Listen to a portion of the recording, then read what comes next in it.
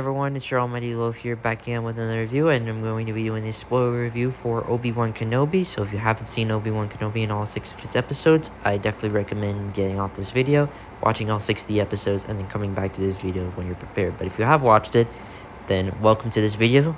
I'm going to talk about my spoiler review. So let's get right into this. Now, first off, this show mainly revolves around how Leia gets kidnapped by the Empire. And Senator Bail Organa goes to Tatooine to ask Obi-Wan for a favor, and that is for Obi-Wan to rescue Leia. And we see that Obi-Wan and Leia go on a journey, or shall I say, Obi-Wan tries to rescue Leia, and in fact, tries to keep Leia safe. And along the way, Obi-Wan discovers a lot of crazy things happening with that. The fact that, Obi-Wan discovers that Anakin is Darth Vader, and the things that revolve around it, and how Obi-Wan is trying to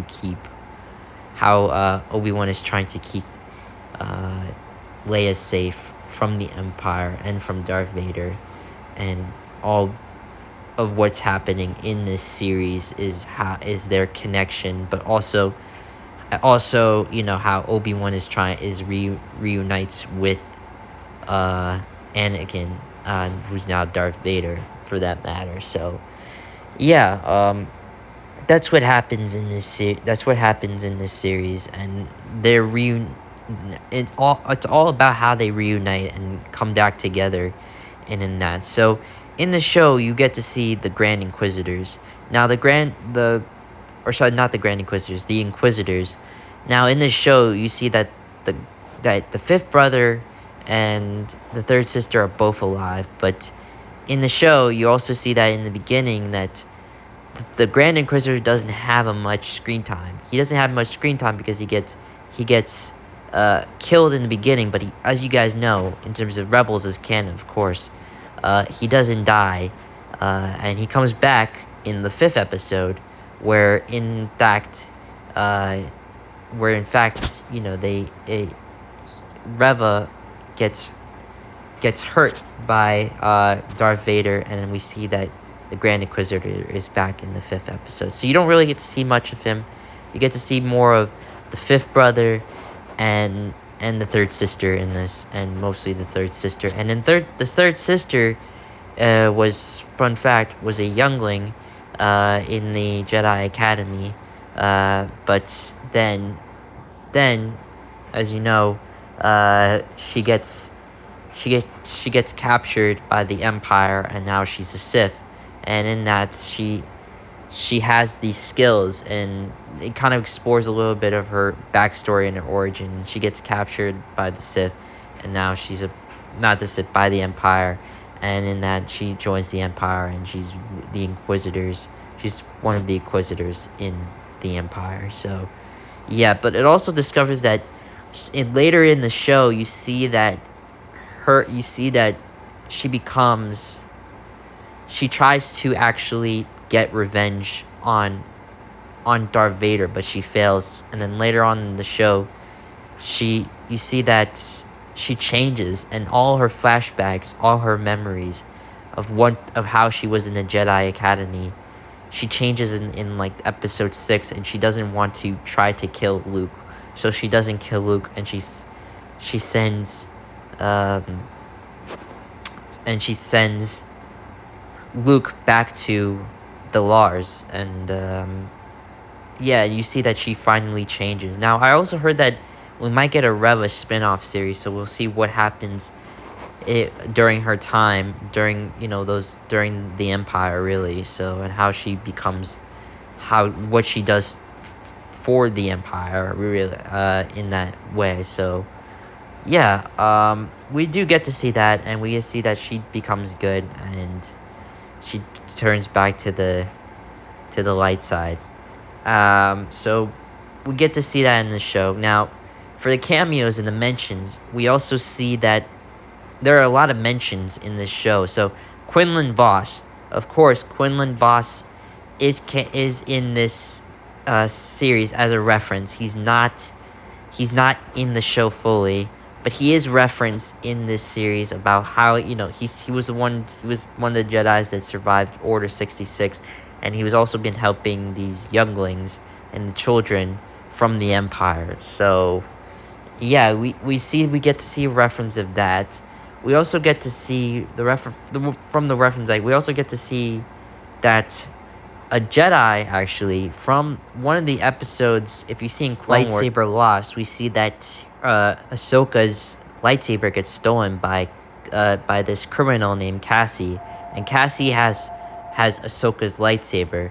So in that, Ahsoka seeks out help from Tara Sinube, who is in that tomb, and in that they work together to stop that Cassie, the criminal who has the lightsaber, and at the end of the show, at the end of that episode, Tara Sinube stops Cassie and Tara Sinube gives the lightsaber back to Ahsoka. So yeah, you see him in that tomb, and you see all these like you also see different kinds of Jedis and even a youngling in there. So yeah, you get to see that. Another thing, in the cameos you really get to see, this is some really really good cameos. You get to see Palpatine in this at the end of episode 6. You get to see flashbacks. You get to see a flashback scene of Obi-Wan and Anakin dueling out together. And this is the best part right here. You get to see Force Ghost Qui-Gon Jinn. This was honestly really one of the best parts to the show. It was really really amazing to finally see Liam Neeson back as Qui-Gon Jinn in the show, and he still looks absolutely amazing as Qui-Gon. It was such a great, amazing moment of this show at the end of episode 6, and that's what made that season finale amazing. All the cameos in the show were really... I mean, there was not, like, so much cameos, but there was also... the homeless clone trooper played by Tamara Morrison, and that was also a very great part to Obi-Wan Kenobi. So yeah, I think it was also amazing to see Bail Organa back. It was also amazing to see Leia and Luke in this, and Owen Lars, and all these really amazing characters back in this show, and it was such a really great part to it, and I was really really happy with it. So yeah, I mean, it was really just great to see that, and it was really great to just watch this show from start to finish, and it was just really what's made this show really amazing. Now, in the show, you also get to see 2 fights of Vader and Obi-Wan, and there was one fight scene which was really good, and it took us back to kind of episode 3, Revenge of the Sith, not on Mustafar, but there was this sequence where Vader gets his revenge and puts Obi-Wan in like flames, even though he doesn't die. He like almost gets burnt alive, and one of the what's her name, Tala Durf, that was the character who saved Obi-Wan from that fire. And in that we see that what do we see? We see that you see the contrast, you see the almost parallel scene to how Anakin was on fire, and now Anakin turned Darth Vader is putting Obi-Wan in that situation, that similar situation where where Anakin was in that situation before. And I think it was a very interesting scene to see the parallel between also those really really these two scenes, and I think it was a great part to Obi-Wan, the Obi-Wan series. And then we get the second fight at the finale, which is honestly really one of the best fight scenes I've ever seen in Star Wars history. That duel was really incredible, and the rematch was absolutely fantastic, and everything I wanted it to be and more.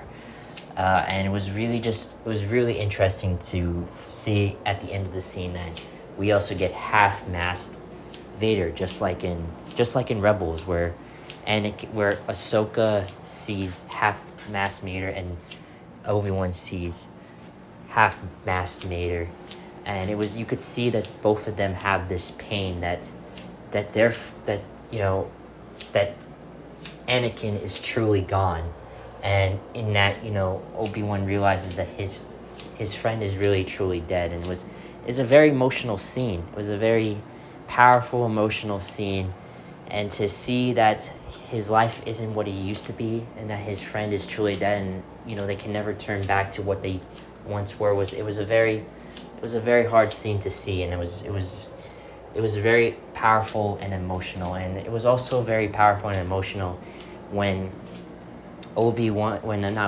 Anakin said this line, "I am not your failure, Obi-Wan. You did not kill Anakin Skywalker. I did." And you could tell that in this show that, and in this show, Darth Vader has that thing in him that the thing is, what is really interesting, he may be this Vader, Anakin may be this bad guy, but inside of him, there's just this piece that he can't seem to grab or just reconnect with anymore. And it shows that he's not what he once was, that legendary Jedi. And it was in that he right now is the Sith Lord, and he wants to put as much power, as much pain, and as much everything in this as possible, even though he can't, even though that there's some piece inside him that he can't really grab. And it's really, as we know later in the movies, we see that he almost reconnects with that piece in Return of the Jedi, and then he eventually dies after that. And it was such an emotional, powerful scene, and it was really one of the best parts to Obi-Wan Kenobi, and it was a very powerful, very, very powerful scene. And just overall, there's a lot of things very powerful about that. And the show, we see one of the deaths that really was also very, very sad, when we saw Tala's death, and it was a very, very powerful scene to see. It was very sad to see Tala go, and I think she was a really great character. And the actress, I don't remember her name, but I think she did a really great job as that character. I think overall, Obi-Wan is a show that I think most people should watch the second time. Again, if they didn't feel like it wasn't for them the first time, for some people that didn't like it, I think it's a better chance to see it again. Because Star Wars movies, and sometimes the sequels, for example, they're movies that you have to really watch a second time in order to feel it, in order to get a different opinion. And I think with this one, getting a different opinion, feeling different the second time around, I think it would help a lot. But I love this. I really love this show, and I think it's exactly what fans want. It's exactly what Star Wars should be. Exactly really takes me back. It takes all of us back to what we love about the prequels, and I think this was what made this show really amazing. And I'm so happy this show exists, and I really can't wait to see what they could do with season 2. So hopefully you guys enjoyed the video, and peace.